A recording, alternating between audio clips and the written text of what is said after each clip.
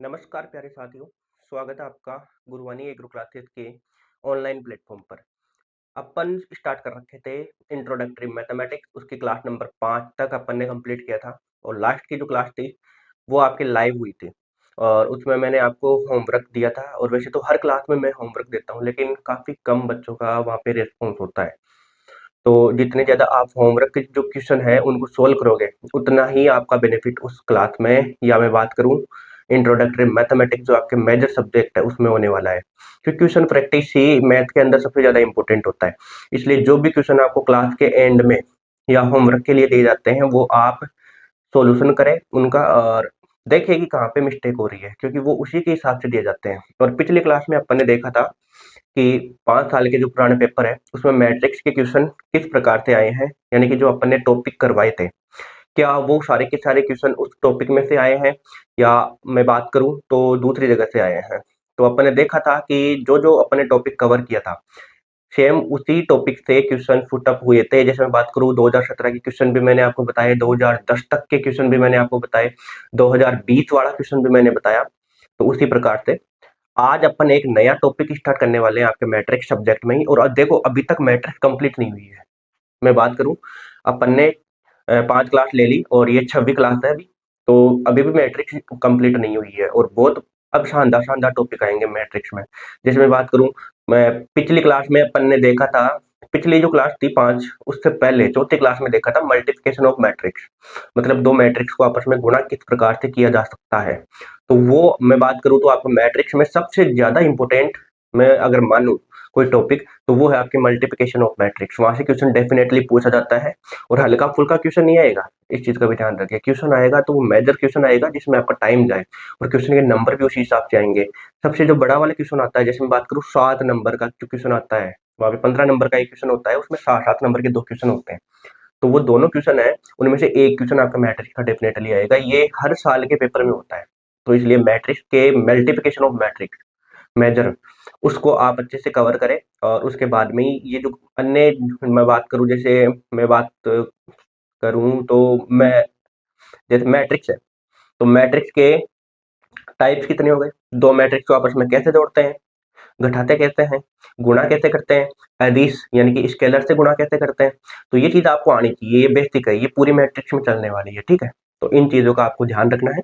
अब अपन बिना time waste किए और स्टार्ट करते हैं अपने सेशन को। उससे पहले सभी जो स्टूडेंट है उनके पास में आप इस क्लास को शेयर करेंगे और उनको भी जोड़ेंगे, ठीक है। मैं वेट कर रहा हूँ, आप क्लास को शेयर करें और उनको जोड़ें, ठीक है। काफी कम स्टूडेंट्स क्लास के ऊपर रेस्पॉन्स कर पाते हैं, लेकिन कोई नहीं, आगामी जितने भी जो स्टूडेंट होंगे जो कि मैथ की क्लास के लिए इधर के उधर भागेंगे, उनके लिए काफी ज्यादा फायदेमंद साबित होने वाली है, क्योंकि इसमें कंप्लीट टॉपिक करवाए जा रहे हैं, साथ में क्वेश्चन आपको दिए जा रहे हैं। तो इससे बेस्ट और क्या ही हो सकता है, ठीक है। तो देखिएगा, अपन बात करते हैं, आज का अपना टॉपिक हो जाएगा ट्रांसपोज ट्रांसपोज ऑफ मैट्रिक्स। दिख रहा है क्या आपको? हिंदी में भी लिख देता हूँ यहाँ पे, अवयव का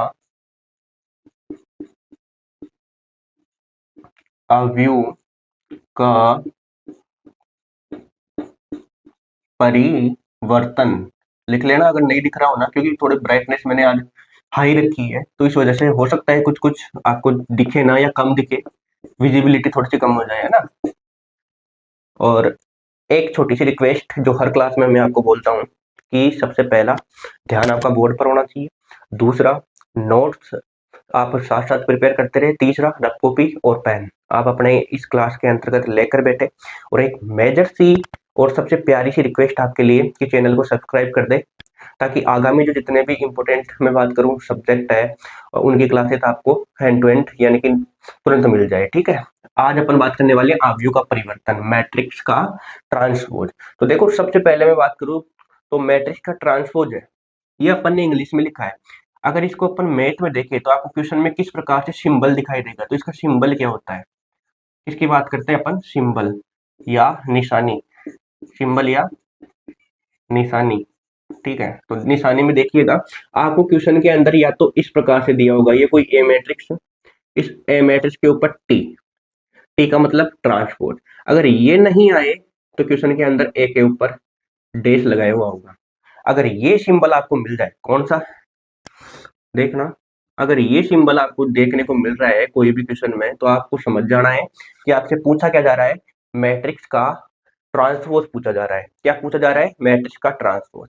अब अपन बात करते हैं कि ट्रांसपोज किस प्रकार से किया जाता है, कैसे निकाले। अपन बात करते हैं अब कैसे निकाले, बोलो कैसे निकाले। यहां तक समझ में आ गया? एग्री हो गया?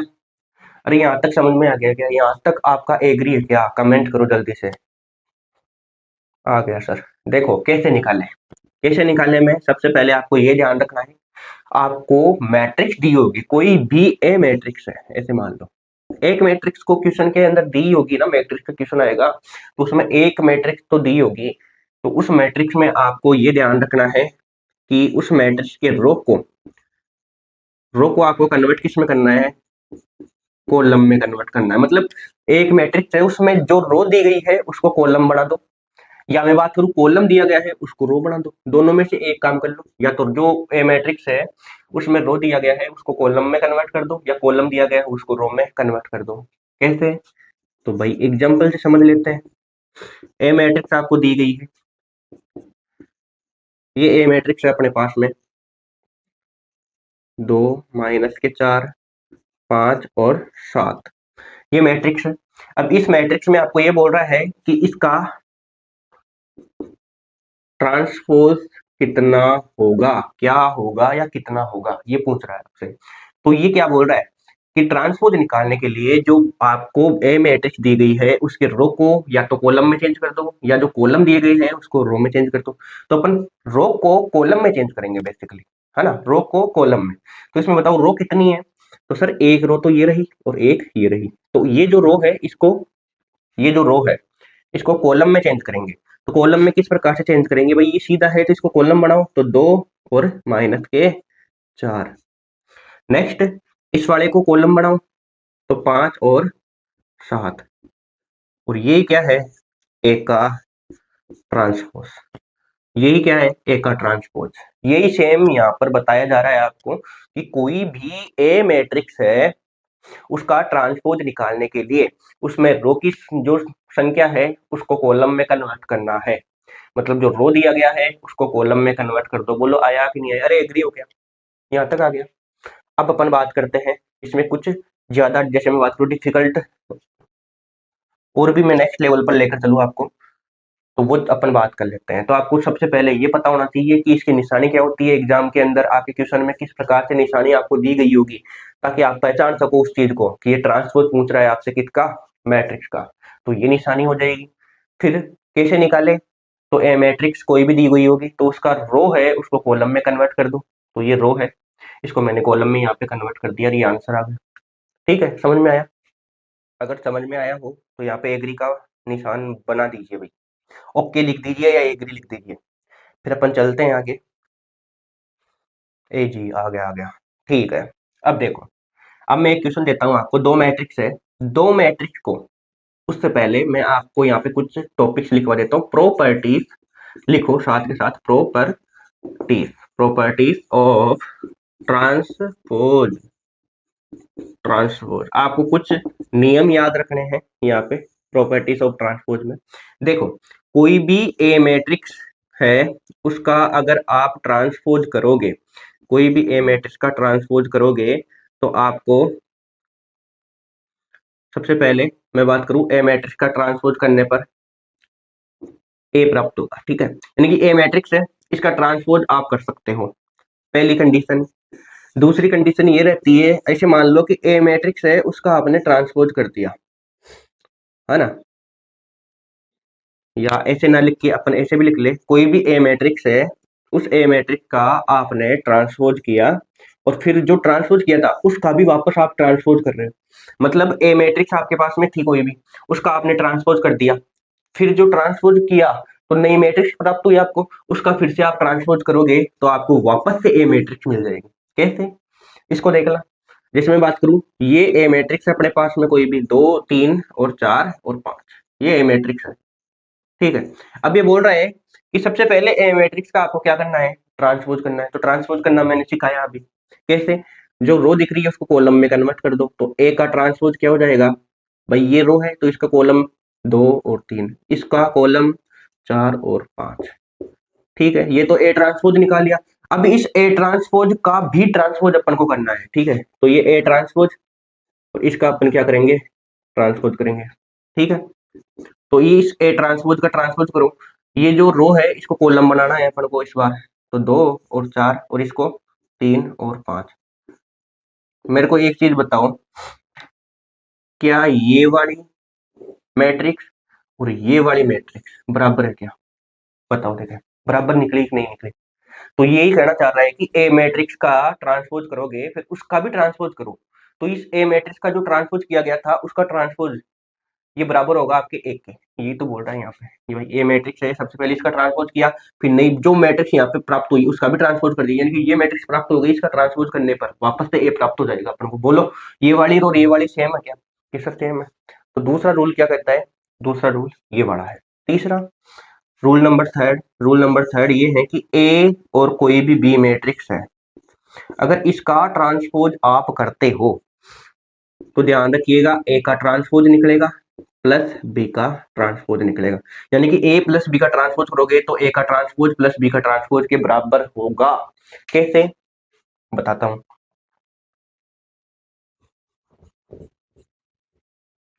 देखो बेटा, देखना, यहाँ पे मैं ए मैट्रिक्स ले लेता हूँ, कोई भी ए मैट्रिक्स है 2 3 4 और 5। वह बी मैट्रिक्स में लेता हूँ यहाँ पे 3 4 2 3। तो ये पूछ रहा है आपसे कि इस मैट्रिक्स का आपको ए प्लस बी का क्या निकालना है, ट्रांसपोज निकालना है। तो सबसे पहले ये बोल रहा है कंडीशन के हिसाब से ए का ट्रांसपोज निकालो।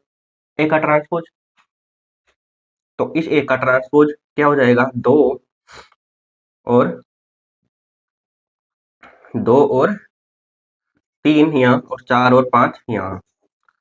ठीक है, इसका 3 और 4 यहाँ, 2 और 3 यहाँ, है ना। अब इनको जोड़ना है अपन को। तो सापेक्ष अवयव जोड़ते कैसे हैं, या तो इनका ऑर्डर देखो सबसे पहले, फिर बाद में सापेक्ष अवयव जो कोरेस्पॉन्डिंग एलिमेंट्स है उनको आपस में जोड़ दो। तो इसका इसके साथ में, तो मैं जोड़ता हूँ 2 और 3 5, 4 और 2 6, और 3 और 4 7, और 5 और 3 8। ये मैट्रिक्स अपने पास में प्राप्त हुई, है ना। ठीक है, अब इसको जोड़ो एक बार, इस मैट्रिक्स को एक और बी को जोड़ो। तो 2 और 3 5, 3 और 4 7, और 4 और 2 6, और 5 और 3 8। ठीक है, ये प्राप्त हो गया अपने पास में। ओके, अब मैं बात करता हूं, ये एक तो मैट्रिक्स ये थी और एक मैट्रिक्स ये है अपने पास में। ठीक है, तो ए का ट्रांसपोज करो, ए का ट्रांसपोज ये रहा, बी का ट्रांसपोज ये रहा। ये ए प्लस बी के ट्रांसपोज के समान होगा, ए प्लस बी का ट्रांसपोज। तो इसका ट्रांसपोज अपन ने यहाँ पे कर लिया। ठीक है,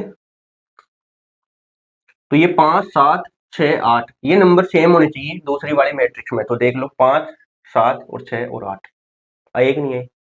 इसका भी ट्रांसपोज करेंगे तो यही सेम संख्या आ जाएगी कि नहीं आ जाएगी। भाई इसका ट्रांसपोज करो, इसका ट्रांसपोज इस प्रकार से होगा, भाई ये रो है तो इसको कॉलम में कन्वर्ट करो, तो 5 7 और 6 और 8 यही तो होगा, और यही तो सेम संख्या है।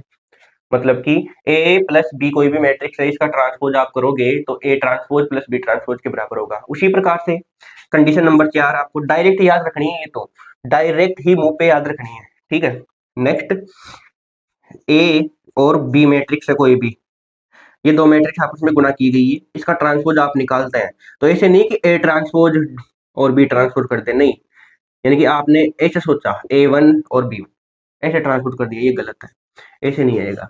यही सबसे इंपॉर्टेंट है यहाँ पे, सबसे पहले बी का ट्रांसपोज और फिर ए का ट्रांसपोज, ये आएगा, ये कंडीशन रहती है इसमें। तो ये कंडीशन आपको याद रखनी है विशेष तौर पर।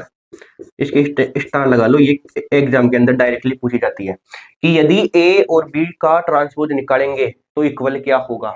यहाँ पे दिया होगा आपको A transpose B transpose, A plus B transpose या बी ट्रांसपोज ए ट्रांसपोज। तो यहाँ पे राइट ऑप्शन कौन सा होगा, ये बी ट्रांसपोज ए ट्रांसपोज, ये राइट होगा।